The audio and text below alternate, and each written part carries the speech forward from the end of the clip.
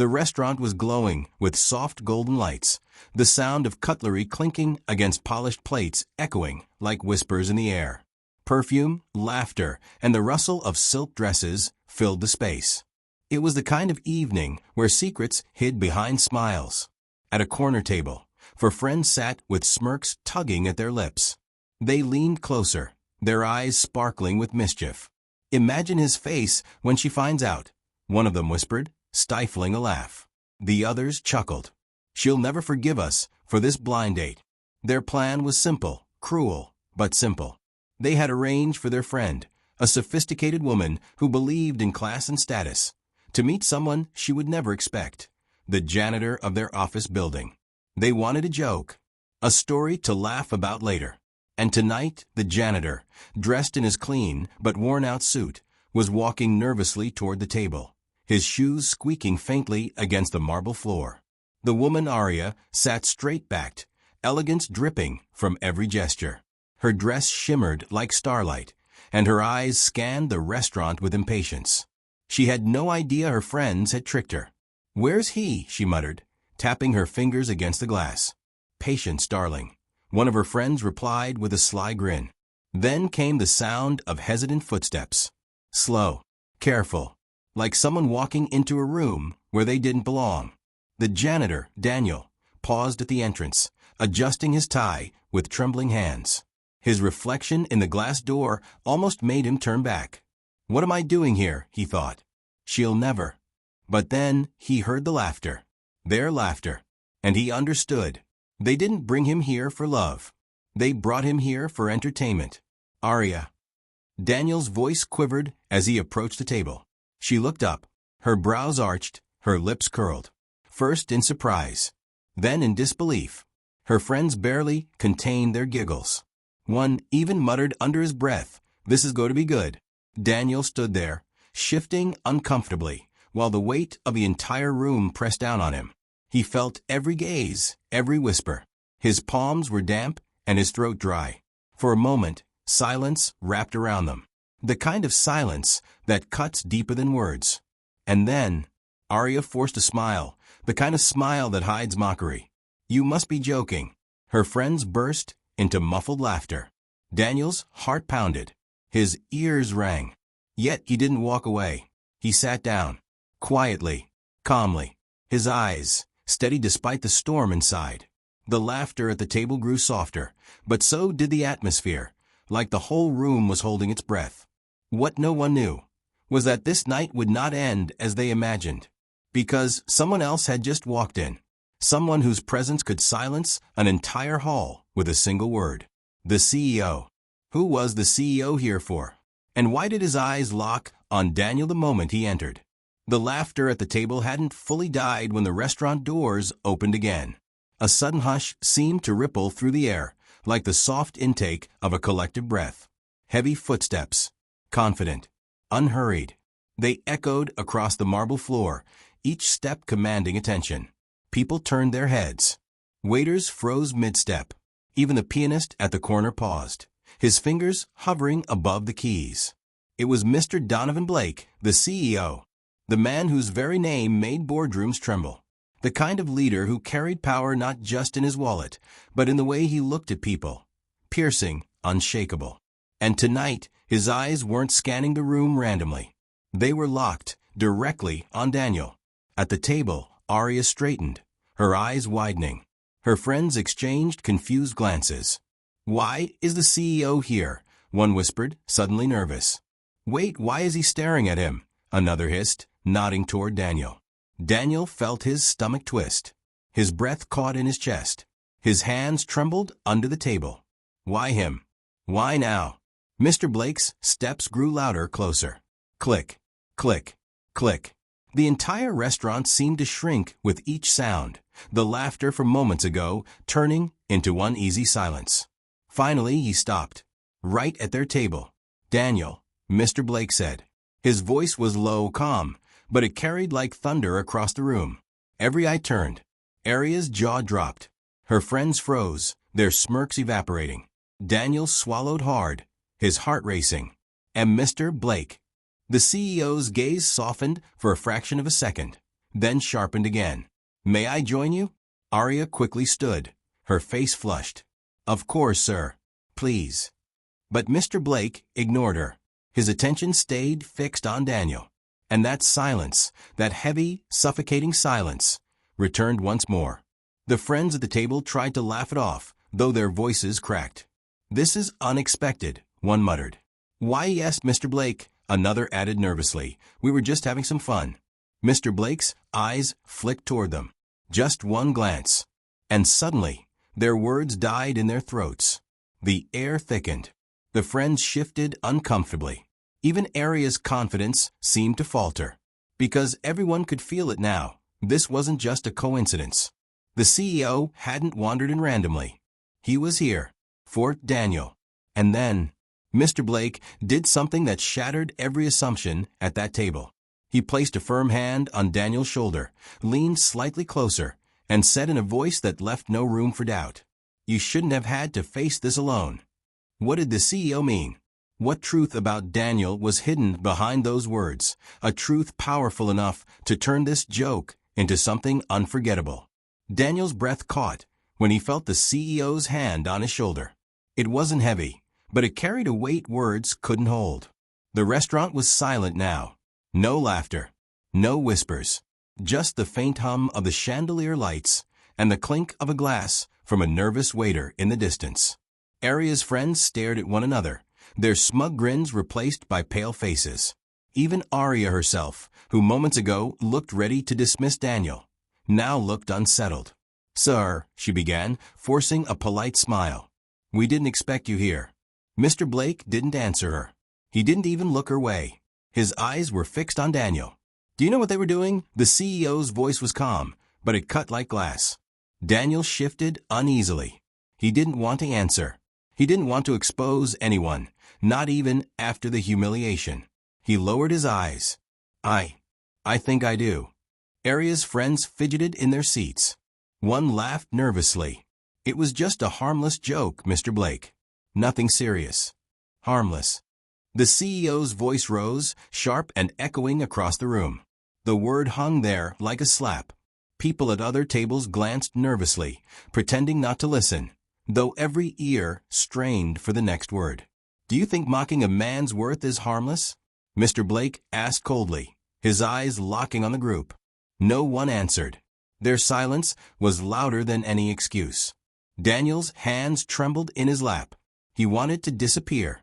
But a strange feeling stirred within him, a mix of shame and something else he hadn't felt in years. Protection. Someone was standing up for him. Mr. Blake finally turned back to Daniel. His tone softened.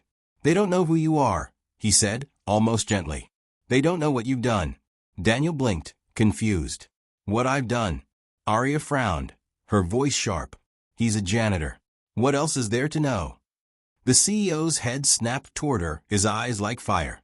The weight of his silence made her shrink back instantly. "Janitor." Mr. Blake repeated, slowly. "Is that all you see when you look at him?" Arya looked away, her cheeks burning. Her friend sat frozen, eyes darting, desperate to escape the moment. But the CEO wasn't finished. He straightened, towering over the table. His voice was steady, each word deliberate. "This man isn't just a janitor. He's the reason half of you even have jobs. He's carried this company on his back in ways you'll never understand." The table went still. Even Daniel froze.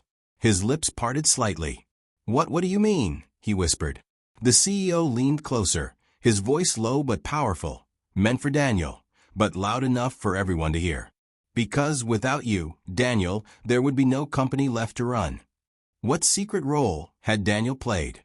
What truth about his connection to the company was about to leave everyone in the restaurant speechless? A stunned silence fell over the table. Forks paused midair. Glasses sat untouched. Every eye in the restaurant was now fixed on Daniel. Arya blinked, her voice cracking. What do you mean?" Mr. Blake's gaze swept across the table. "You see a janitor. I see the man who saved this company when everyone else walked away." The words hit like thunder. The friends shifted uncomfortably in their seats, sweat forming at their temples. Daniel's chest tightened. His mind reeled. He hadn't wanted this exposed. Not like this. "Sir, please," he whispered, shaking his head. "They don't need to know." But Mr. Blake's voice grew firmer. "They do." The CEO stepped back slightly, letting his words carry across the room. "Years ago, when our company was on the edge of collapse, investors fled. Managers quit. Everyone thought it was over." He turned, his sharp eyes piercing the so-called friends. "Do you know who stepped forward? Not an executive. Not a board member. Him." Gasps rippled through the restaurant. Arya frowned, shaking her head in disbelief. "You can't mean—" "Yes," Mr. Blake cut in, his tone brooking no doubt. "Daniel invested everything he had. He kept the doors open.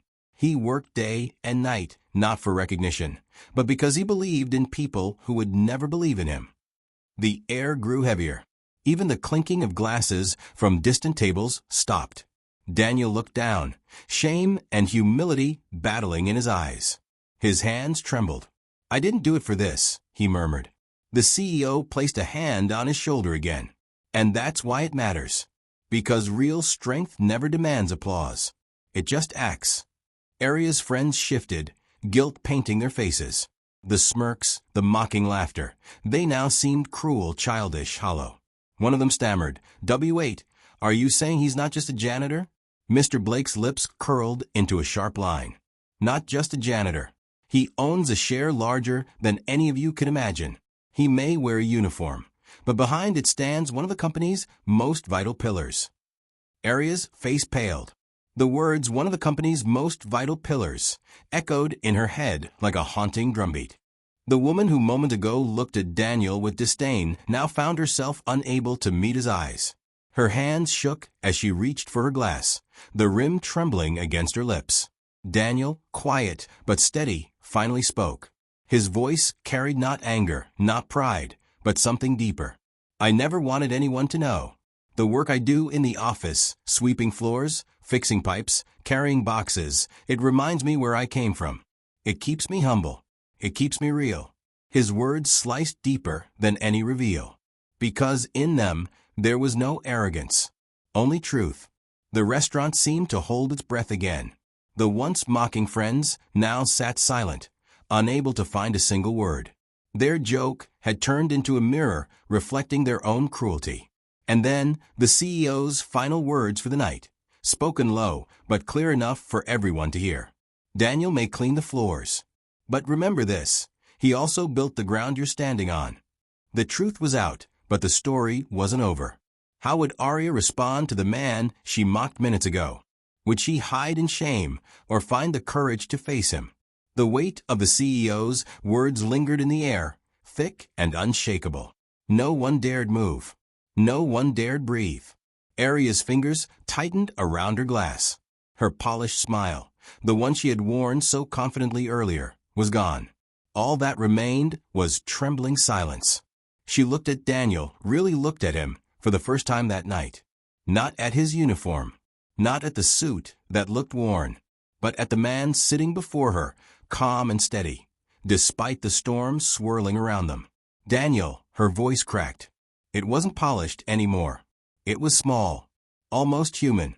I didn't know." Daniel's eyes lifted slowly, meeting hers. There was no anger in them, no triumph, just quiet disappointment. "That's the point," he said softly. "You weren't meant to know. But you judged me anyway." Her friends shifted uneasily, guilt etched on their faces. One whispered, "We shouldn't have." But the words dissolved in the heavy air. Arya swallowed hard, her throat dry. She wanted to apologize, but the words fell hollow. What apology could erase the cruelty of laughter? The CEO, still standing tall, broke the silence. "This dinner began as a joke," he said, his voice low, deliberate. "But tonight, all of you learned a lesson. A lesson about worth, about dignity." He looked around the table, then at the others in the restaurant who had overheard everything. "Never measure a person by the clothes they wear or the job title you think defines them. True character reveals itself in silence." Daniel rose slowly from his chair. His movements were calm, unhurried, but each one felt heavy with meaning. He turned to Arya. His eyes were steady, his tone firm but kind. I don't need your pity. I don't need your apology. I just hope one day you learn to see people for who they are, not for who you want them to be. Arya's eyes burned with tears she fought to hold back. She opened her mouth, but no words came. And then Daniel walked away, each step quiet, but echoing louder than any argument. The CEO followed him, his hand briefly squeezing Daniel's shoulder as they left. The restaurant remained frozen in silence. The laughter that once mocked him was gone, replaced by something heavier. Respect, shame, reflection. Arya sat there, motionless, the wine glass still in her hand, the laughter of her friends still ringing in her memory, now sounding like knives. And in that silence she realized the joke had never been on Daniel. It had been on them. Have you ever judged someone by their clothes, their job, or the way they looked, only to later discover a truth that left you speechless? What if the people you overlook are carrying stories that could change everything?